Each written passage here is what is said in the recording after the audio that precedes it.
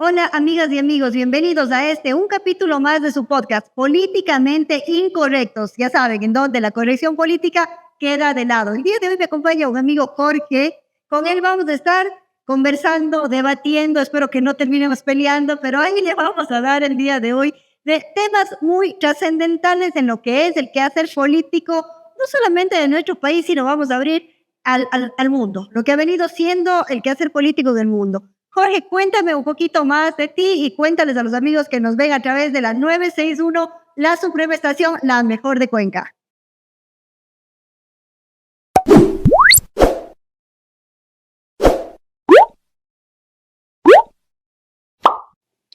Bueno, Carmen, ante todo, gracias por invitarme y un saludo a todas las personas que van a ver tu podcast. Mi nombre es Jorge Torres, dirijo una empresa de marketing y tecnología y bueno, contento de haber aceptado tu invitación a conversar sobre política. Bueno, ya es el primer chavo ruco que tengo en el programa. He estado full millennials, pero creo que voy con el primer chavo ruco, así que esto se va a poner potente porque además somos del mismo año. Jorge, cuéntame, ¿eres políticamente correcto o políticamente incorrecto? Pienso que habría que ir un paso antes en la construcción de la expresión políticamente correcto y políticamente incorrecto y preguntarnos qué es correcto y qué es incorrecto en la política, ¿no? Porque al menos desde mi apreciación personal, sería incorrecto estar del lado del poder, por ejemplo. Ya, perfecto. Nuevo concepto, verán. Incorrecto estar del lado del poder, acuérdense. Sí, porque, por ejemplo, lo hablábamos antes de iniciar el podcast, que si era estar en contra del establishment o no, y al final, cuando se te han dado las fichas sobre los conceptos políticos, generalmente viene por una línea editorial propuesta por el poder. Entonces estás haciendo la discusión que el poder quiere que tengas, pero no estás discutiendo los límites del poder. Entonces creo que lo incorrecto siempre va a ser ceder cuotas al poder, ceder espacios al poder, ¿no? La concentración del poder sería lo políticamente incorrecto, estar en favor de ella. Esa sería mi posición. Clarísimo, ¿no? Estar en contra del poder sería lo políticamente Correcto. correcto. Entonces tú eres políticamente correcto asumiendo ese concepto de ahí. Exacto. Y estar en favor de cualquier concentración de poder es incorrecto. Es incorrecto porque estás concentrando el poder en manos de otro humano que tiene pasiones y distorsiones igual que tú y que cuando tiene el poder en sus manos, como lo vemos en la película El Anillo del Poder, es realmente una pesadilla para la humanidad. Oye, ¿eres anarquista tú? Completamente. Cuéntanos qué es el anarquismo, así rapidísimo antes de entrar al otro tema. Te lo voy a contar con un contraejemplo. ¿Ya? Hay mucha gente que es colectivista y piensa que es anarquista. Y el anarquismo es la dilución del poder, atomizar el poder, evitar la concentración de poder. Entonces, cuando consigues a alguien que dice que es colectivista y que es anarquista al mismo tiempo, es una contradicción en los términos. Porque no puede ser colectivista, que básicamente es concentrar el poder político en un grupo, aunque no sea parte del Estado. Ya. Pero hoy día podemos ver cómo grupos como Black Lives Matter hacen presión política. Entonces ellos tienen una concentración de poder. Y Pero son tú hablas colectivistas. solo del poder político, no del poder económico. Esta concentración del poder no te preocupa. Pero no, la concentración del poder económico en términos de libre mercado fue el resultado de acciones voluntarias, libres y voluntarias, De la mano invisible que regula el mercado. de actores que libremente decidieron intercambiar derechos de propiedad. Pero lo que ocurre con el poder político es que no siempre ocurre de esa forma. De hecho, las personas que acceden al poder por vía democrática luego se aseguran de perpetuarse en el poder. Entonces, la concentración del poder, incluso en términos democráticos, es peligrosa. Por eso es que se discute hoy día que la única democracia viable es la democracia liberal. Porque, por ejemplo, en una democracia no liberal tú puedes discutir la reelección indefinida, pero en una democracia liberal no. Llegamos al punto que queríamos llegar el día de hoy. ¿En Ecuador está preparado para el liberalismo? ¿Sí o no? ¿Qué opinas? Por ahí vamos a ir conversando. Pienso que eso lo pudiéramos construir en la conversación Ya, perfecto. e intentar llegar a esa conclusión. Yo lo extendería al hecho de Latinoamérica, ¿no? he estado haciendo una reflexión sobre el tema y yo veo que sociedades como la sociedad china, como la sociedad rusa, son países en donde tienen un ideal tan grandilocuente del destino de ellos como sociedad, que ellos podrían, por ejemplo, los siberianos comen hielo pero tienen patria, ¿sí? Sí es. Los chinos podrían comer cualquier cosa, pero son chinos. ¿Sabes? Entonces ellos tienen como mitos muy grandes que sostienen una resistencia ideológica que Latinoamérica no tiene. Latinoamérica siempre es víctima. Latinoamérica siempre está buscando un redentor, un salvador, ¿no? Eso por un lado. Entonces, cuando tú no tienes un mito fuerte, eres vulnerable. Has arraigado tu patriotismo, en otras palabras. No te reconoces cuando te preguntan en qué se diferencia Ecuador de otro país y tú dices en el equipo de fútbol. O sea, eso es lo máximo que te diferencia, pues lo clarísimo la respuesta, pero no sientes ese patriotismo de estar puesta la camiseta de un país. Creo que el patriotismo es un elemento de tener ese mito, ¿no? Digamos que el patriotismo es un derivado de que tienes un mito fuerte, Ya. ¿no? Más no es el origen. O sea, el tener un mito fuerte te vuelve un patriota. En el caso de los norteamericanos, que son muy patriotas porque ellos vienen de haberle ganado el imperio más grande del mundo en su momento. Eran los ingleses. En el caso de los chinos y los rusos, ellos tienen toda una dinastía de imperios, ¿no? Que sostiene ese impulso y los vuelve patriotas.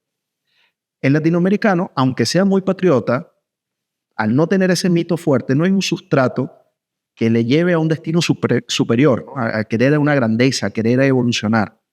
Y eso vulnera cualquier sueño latinoamericano. Eso por un lado. Por otro lado, yo me he puesto a observar y ver cómo hay otros países que se han podido salir adelante sin un mito. Y digo, bueno, no siempre es cierto que se requiere el mito para salir adelante. ¿Qué ha pasado con los países que han salido adelante sin un mito? Son países muy jóvenes. Tienen contrapesos al poder. Entonces, allí te das cuenta que a la ausencia del mito, lo único que te puede llevar a la grandeza es tener contrapesos al poder institucionalmente y que las constituciones y las leyes sean camisas de fuerza contra el poder. Es lo único que ha servido en el caso de un país joven. Los países que tienen mitos, si no tienen contrapesos al poder, van a ir alternando de tiranos. Y es el caso de China, es el caso de Rusia. Ahorita Bueno, Cuba es lo que acaba de pasar. Putin acaba de ganar con más del 80% de aprobación. Eso no se lo cree ni él ni su familia, ¿no? Pero Venezuela, donde te bloquean a candidatos que pudiesen hacerle la sombra al tirano de turno. Pero son democracias, ¿no? Son democracias. Entonces allí es donde te das cuenta que sí vale la pena discutir si la democracia debe ser absolutamente democrática. En el sentido de podemos discutirlo todo, podemos discutir el hecho de que hay que matar al contendor político, que hay que perseguirlo, que hay que amedrentarlos. ¿Se podría discutir eso en una democracia y podríamos aprobarlo? Es para pensarlo. Entonces la libertad dentro de la democracia también debería tener unos límites. Ahí es donde yo digo, la única democracia viable es la democracia liberal, porque antes de llegar a esa discusión establece el hecho de que el poder, lo primero que debemos establecer son sus límites, ¿no? De acuerdo. De acuerdo.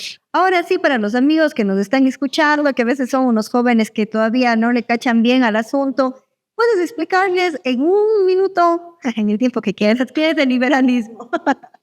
Fíjate, ¿Cómo lo defines tú? vamos a hacer un paneo por varias definiciones del liberalismo.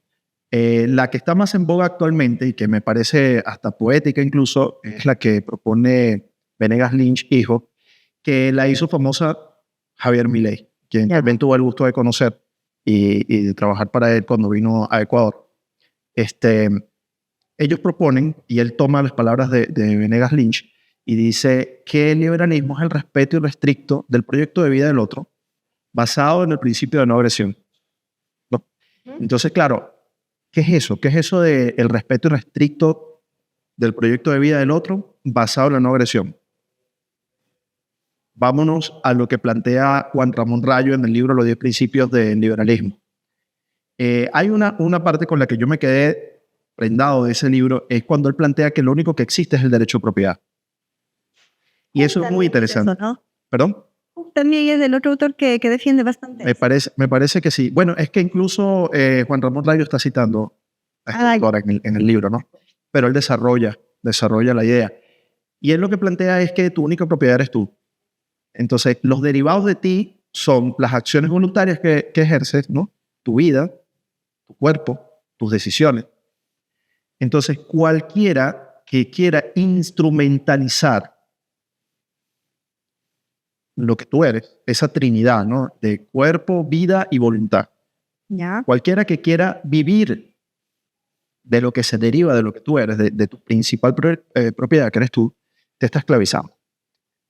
Entonces, de allí empezamos a discutir cosas como, por ejemplo, ¿quién es más demócrata o pro libertad? Aquel que aboga por más carga impositiva sobre el ciudadano, que hay que entender los impuestos como lo que son. Una apropiación de los resultados de tus acciones. El resultado de tu trabajo. Sí, del resultado de tu acción creativa. Tú usaste tu tiempo de vida.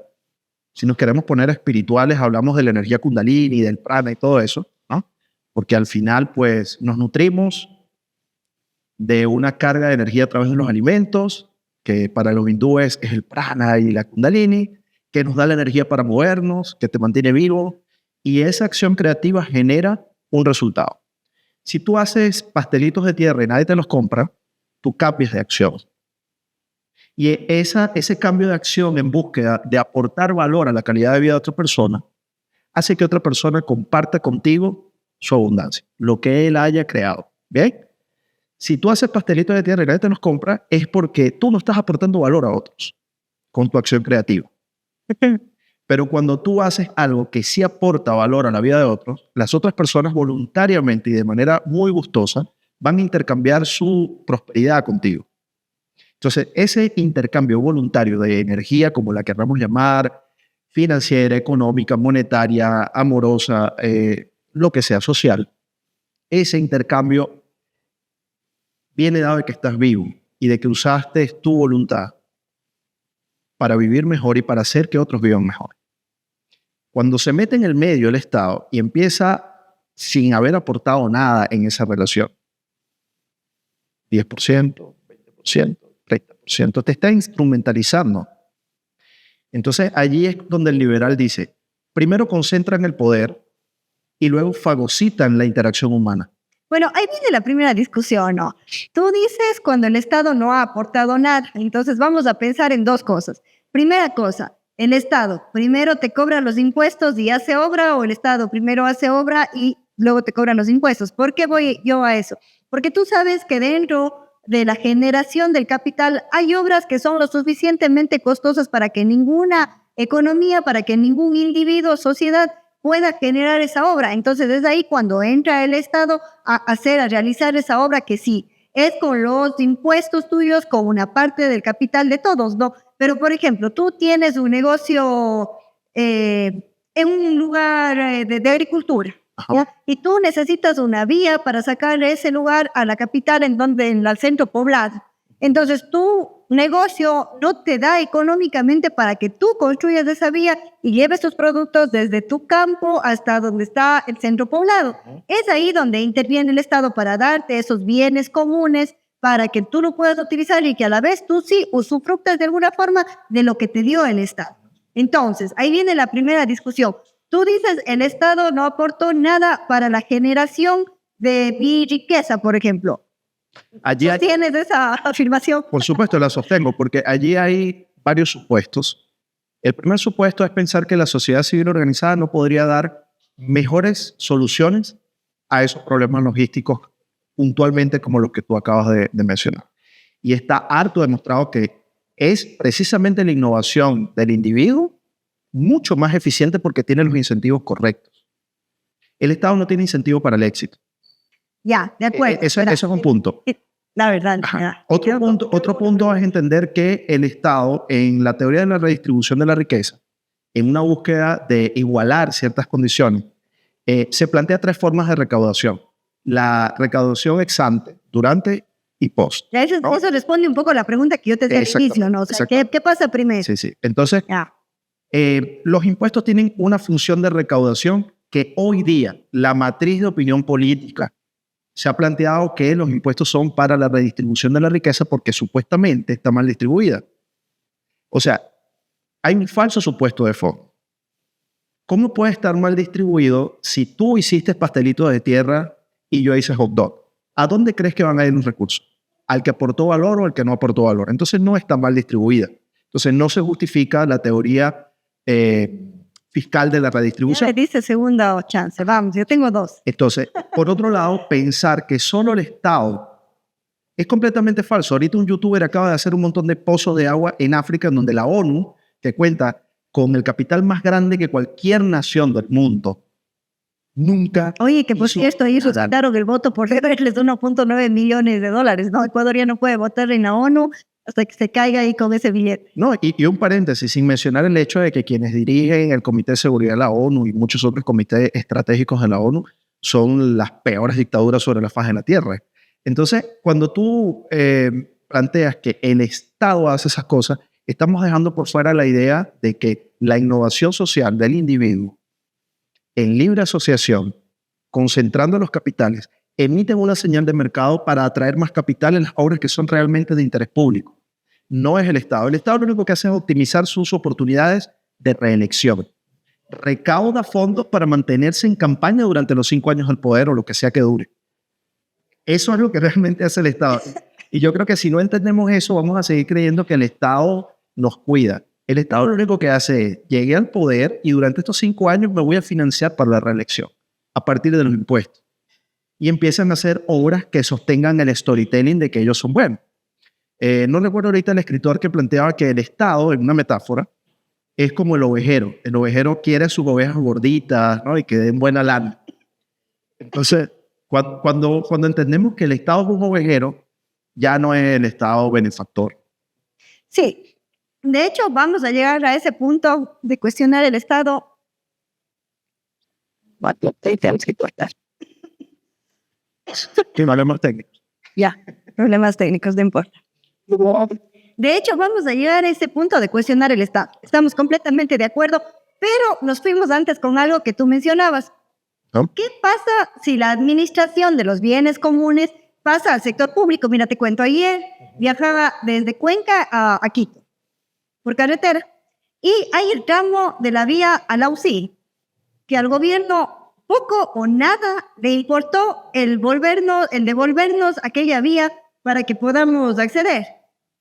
Hay un camino que sé que está en pésimo estado y que da la vuelta por algún lado para que tú puedas venir. Sin embargo, desde que se dio este deslizamiento, la gente de Alausí, ellos se organizaron, acomodaron una vía que evidentemente, como ingeniera civil, ahí sí les digo, no cumple la norma técnica en pendientes, en radios de curvatura y todo lo que ustedes quieran, sí, no cumple, pero es un cruce, es un desvío que ellos generaron con sus propios recursos, ¿ya?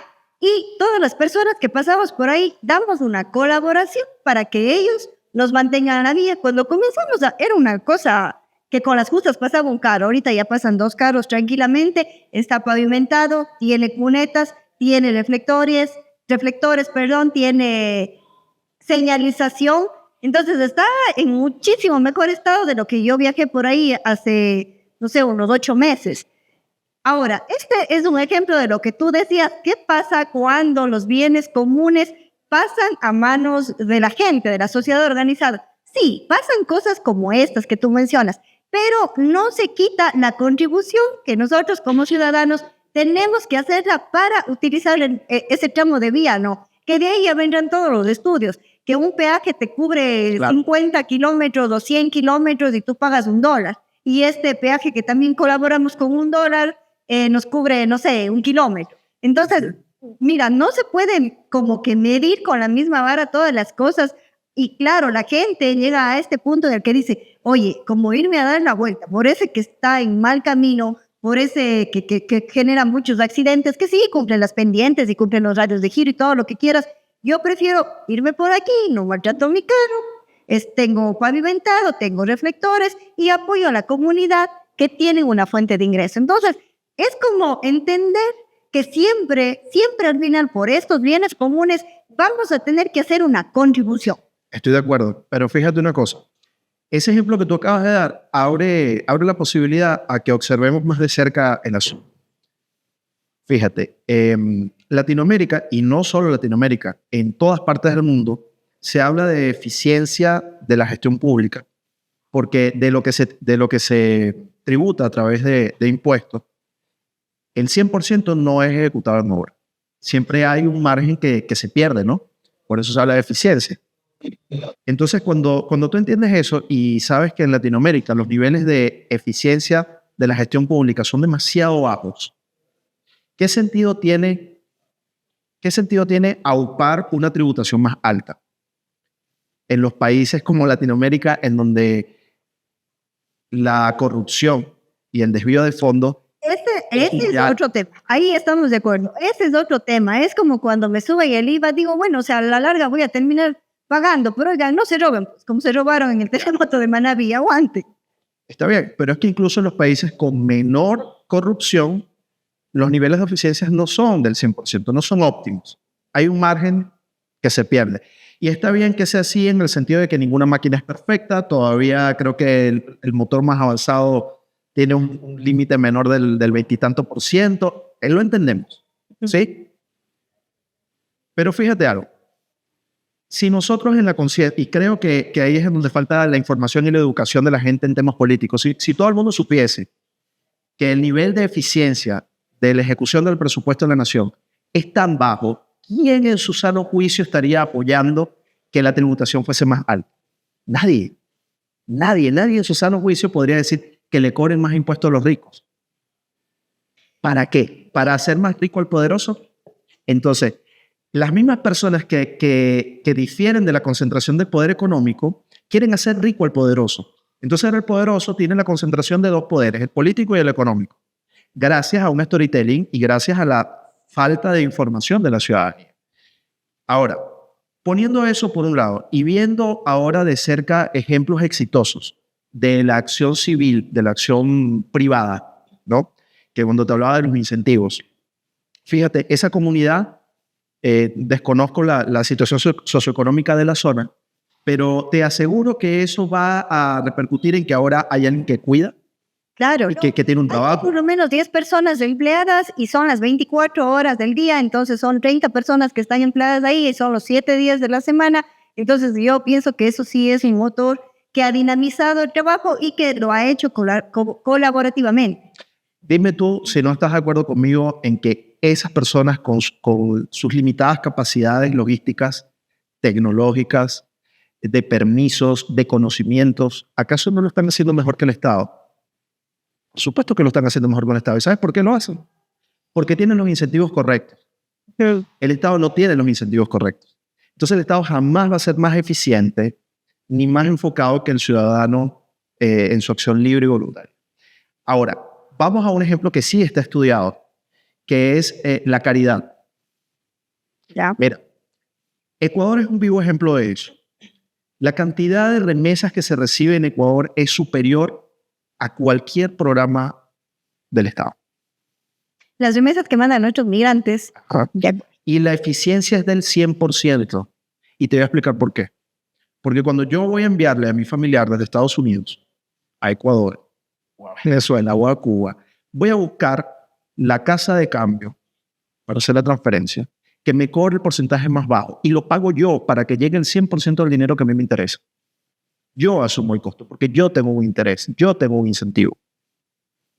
Entonces, el 100% del dinero que yo envíe llega. ¿Lo ves?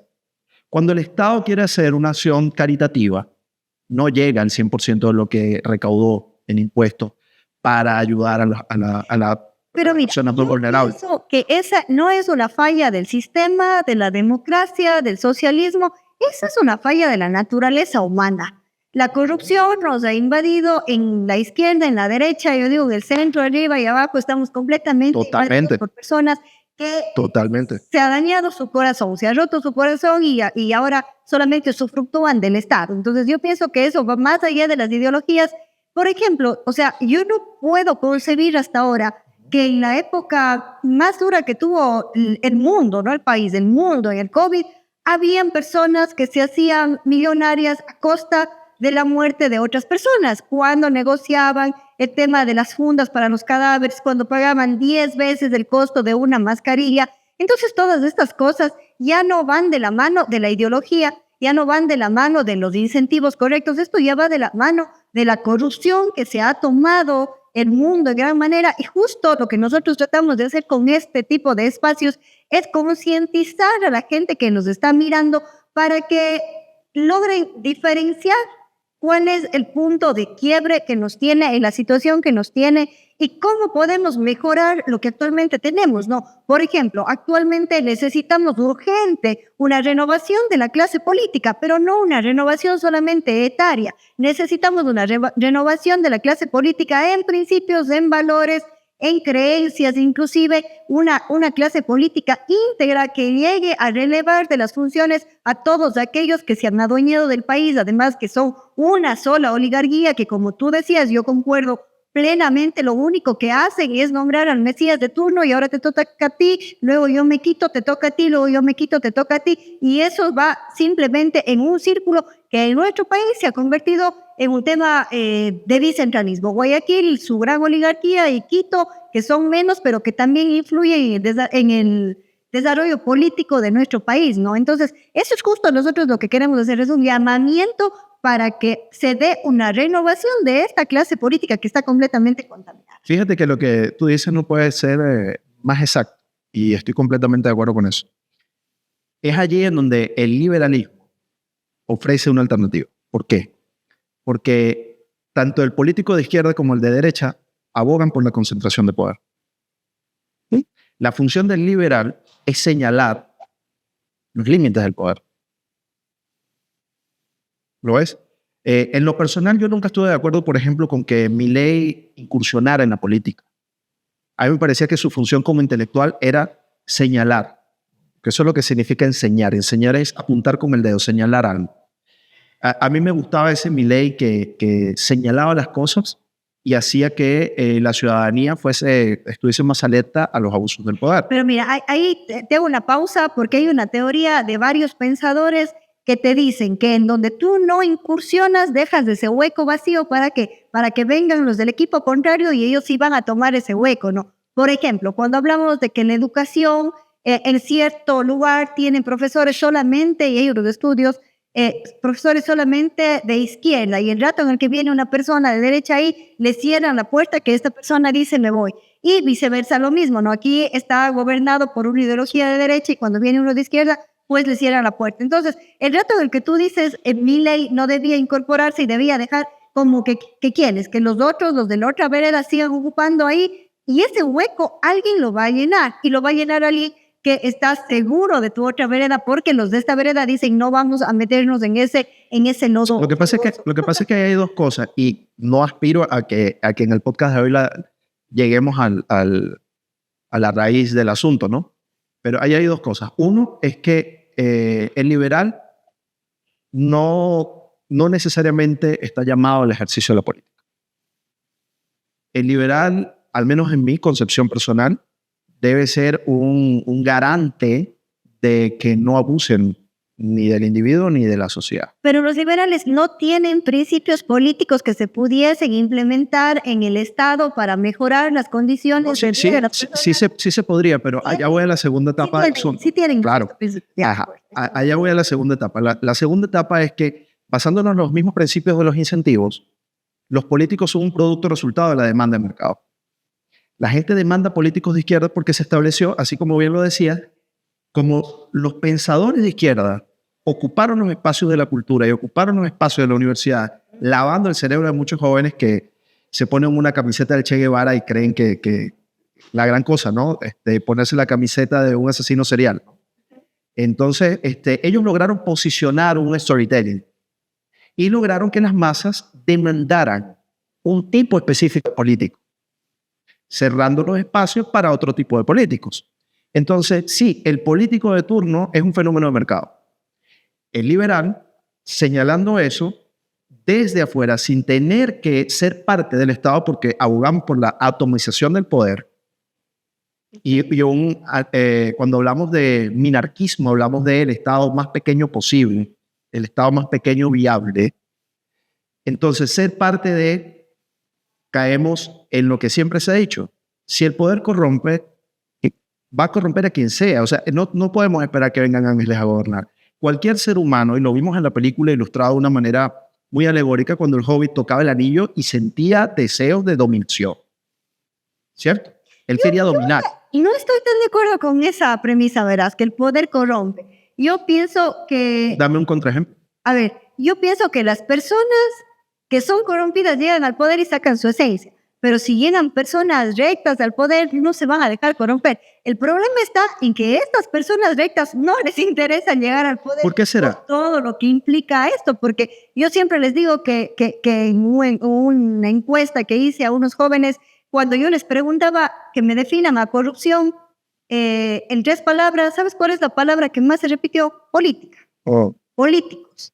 Entonces, está claro que ese es como el imaginario de la gente tiene, que los políticos son corruptos. Vamos a suponer, las personas no quieren entrar en ese vamos a suponer que tienes razón allí. Vamos a suponerlo. Busquemos entonces una evidencia empírica que nos lleve por otra dirección. Y no la hay. La evidencia que tenemos es que todos los que han llegado al poder o eran malos desde tu visión, ¿verdad? Eran malos y por eso aspiraron al poder. O eran malos, pero tenían ahí su manda guardadita. El poder solo hizo que aflore. Exactamente. O volvemos a lo que tú mismo decías hace rato, que no era una cuestión ni de izquierda ni derecha, sino de la naturaleza humana. Yo creo más eso. Yo creo que en nuestra naturaleza, tan pronto tienes poder, empiezan a exacerbarse y a haber una reverberación de pasiones, como lo decía Claudio Naranjo, que se pueden distorsionar. Y como no tienes límites, ves la importancia del contrapeso. Entonces, tener un mito fuerte no era suficiente, lo vimos en la conversación. Sí. Entonces, ¿qué pasa cuando no hay un contrapeso y tienes el poder? Se va todo al traste. Es lo que... Estamos completamente de acuerdo y yo creo que ahí sí hay evidencia de que eso ha pasado, ¿no? Por ejemplo, tuvimos aquí en Ecuador mismo una época de 10 años de gobierno en el Ejecutivo, en el Legislativo, ellos mismos tenían el Consejo de Participación Ciudadana, ellos mismos tenían a la Justicia, tenían a la Fiscalía, tenían a la Contraloría, entonces se cometía un acto de corrupción en esas épocas y no había el contrapeso que diga, oye, espérate un ratito, estás haciendo eso, sino todos santificaban y legalizaban las pillerías que estaban haciendo. Ahora sale ese grupo de poder que hicieron además sus leyes a la medida, como si siempre fueran a estar ellos en el poder, vienen otros y cogen esa ley que ahora les calza a otros y dice, vamos a buscar qué es lo que han hecho y vamos viendo, toco aquí, sale pus, toco acá, sale pus, y eso es lo que está pasando, sacando la pus de sus 10 años que no tuvo justamente este contrapeso en el poder que tú hablas. Y hoy lo que se está viendo es cómo eso que estuvo tapadito durante tanto tiempo, vienen otros y están destapando. Y si es que las cosas no cambian, simplemente se irán ellos, vendrán otros y seguirán destapando. Y esa es como un círculo vicioso en el que se mantienen los países del subdesarrollo, ¿no? O sea, por eso es que no podemos salir del subdesarrollo, como alguien decía, no es que falten recursos, es que sobran ladrones, eso es lo que nos está pasando y es hora de que esos ladrones se vayan a la cárcel y que las buenas personas se vayan a gobernar a un país que tiene cómo salir adelante y que además el ciudadano de a pie se empodere en estos temas de saber el poder que tiene en sus manos, el momento en que es el mandante, ¿no? El momento en el que puedo elegir a mi autoridad, el momento en el que puedo destituir a mi autoridad. Pero obviamente siempre decimos, es difícil pedirle esto al padre de familia que se levanta a las 5 de la mañana a trabajar, que no vea a sus hijos, que sale en bus, que tiene que completar su sueño a veces en alguna ruta de bus que llega, sobre todo se ve eso acá en las grandes ciudades, ¿no? Acá en Quito, que hay largas horas de traslado, largos tiempos de traslado, que tiene que estar afanado y ver cómo hace que su sueldo de fin de mes le alcance para todo. Entonces sí entiendo que es como ponerle una carga más de sus hombros, oiga, dedíquese también a ver qué están haciendo los políticos, ¿no? Pero algo que decíamos ya desde antes, la política debería ser el trabajo a tiempo parcial de todos los seres humanos. Esa sería la manera en la cual nosotros podemos realmente garantizar que esta clase política se vaya y que mejores personas vengan, porque todos seríamos fiscalizadores. Fíjate, allí hay algo, hay una brecha que cerrar en lo que, a ver, de lo que dices, lo que yo reacciono mientras estamos conversando, se me vienen dos cosas a la cabeza. En un principio, pensar que esperar que van a venir buenas personas es un riesgo muy grande. Es un riesgo muy grande. Es mejor crear los contrapesos. De acuerdo. O sea, no esperemos que venga un Mesías. De acuerdo. Sí. Eso yo pienso que es lo primero que nosotros tenemos que sacarnos de chip, porque además ya vimos que al último Mesías nos lo mataron nomás y con eso asesinaron gran parte de la democracia. Exacto. Entonces, como es una apuesta demasiado grande y es una apuesta que además implica otras vidas, porque si yo quiero hacer esa apuesta con mi propia vida, está bien. Que venga alguien y me salve. Bueno, pase lo que pase, ¿no? Pero cuando a través de mi voto yo estoy haciendo la apuesta para esperar que venga un Mesías, salvarte a ti y a tu familia y a los 16, 17 millones de ecuatorianos, es una apuesta demasiado grande. O sea, es como lo que pasó con el Yasuní. Todo el país votó dejando desempleado a una población. Hay una discusión de ecología al respecto. Vamos a dejar eso a un lado. ¿A quién realmente le interesaba su propio destino? A las personas que habitan allí. Entonces, es peligroso cuando yo, a través de mi voto, hago una apuesta con la vida de una nación. Para evitar que los ciudadanos hagan ese tipo de apuestas, la única alternativa que queda es el debate, la educación política. Exacto. Entonces, allí es lo que yo te decía. Sí, políticamente incorrecto de la 961. por supuesto. O sea, es que sí es necesario. Sí es necesaria la educación política y eso uno lo aprende después de vivir una dictadura. Entonces, ¿qué ocurre? Cuando yo te decía que el liberal apuesta a dos cosas. Uno, al contrapeso del poder, ¿sí? A una visión muy, muy restringida de lo institucional para coartar al poderoso. Bien, eso por un lado. Eso es una parte. La otra parte es apostar a que la educación política va a cambiar la demanda del electorado. Exacto, hacia allá tenemos que ir. Entonces, si tú tienes un contrapeso en donde aquí se limita el poder, primero estás cambiando los incentivos, porque fíjate algo, cuando yo soy un actor político y aspiro al poder, generalmente no es porque soy bueno, la gran mayoría, habrá alguno que sí, ¿sí? Pero la gran mayoría lo hace porque sabe que allí hay dinero y que es fácil acceder a él. ¿Bien? Entonces, si yo tengo contrapesos, la mitad de los actores políticos cambian de oficio, porque ya no es negocio, ¿te fijas? Entonces ya ahí haces una purga porque cambiaste los incentivos. Y si además la comunidad liberal, los libertarios, empiezan a comunicar, a decir, mira, ¿sabes qué? No es solamente el contrapeso. Sí es bien importante el contrapeso, pero además tenemos que tener una educación política fuerte, robusta, para cambiar el storytelling político de turno y que el electorado empiece a aspirar a otro tipo de políticos. Exacto, la oferta-demanda. La oferta de... Entonces, cambio los incentivos y cambio el storytelling político. Se necesita ofertar otro tipo de político porque la gente comienza a demandar otro Exactamente. El político que vamos a demandar ahora no va a ser el político que está buscando el poder para robar, no va a ser el político que está buscando llegar a una institución donde es fácil robar. No, porque ya no es fácil robar, porque ya los contrapesos están creados. Entonces, dime qué vienes. No, yo solo quiero ser un funcionario. Ah, qué bien. Entonces, eso de cambiar los incentivos y de la educación política son las dos vacunas que requiere Latinoamérica para un cambio verdaderamente profundo, ¿no? Genial. Pienso que podemos dejarle hasta ahí para que la gente vaya digiriendo un poco esto que hemos conversado hoy, que ha sido buenísimo, porque además hemos abordado el liberalismo desde el lado del ciudadano, desde la responsabilidad que Jorge plantea debería tener un ciudadano liberal frente a esta democracia que estamos viviendo y que hace falta un contrapeso, que además deberíamos generar una nueva demanda de políticos y eso se lo puede hacer a través de la comunicación, trabajo que podría ser hecho por este grupo de liberales. Yo pienso que hasta ahí, hasta donde hemos visto el día de hoy, está genial. Hasta esta parte el Ecuador estaría preparado para comenzar esta nueva ola libertaria. Sin embargo, nos falta todo lo que implica ya los libertarios en el poder, cómo cambian las condiciones, cómo igualamos, si igualamos condiciones de partida, de concurso o de llegada hacia dónde queremos partir. Pero eso debemos dejarlo para otra ocasión, amigos, y espero que nos dejen sus comentarios, que nos pidan la segunda parte de este podcast para poder seguir generando estos espacios de diálogo. Agradecerte mucho, Jorge, por este tiempo.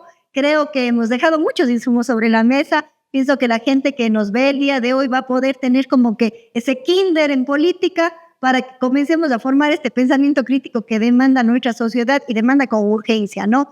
Gracias, Jorge. Gracias a todos los amigos que nos siguieron en Políticamente Incorrectos a través de la 961, la Suprema Estación, la mejor de Cuenca.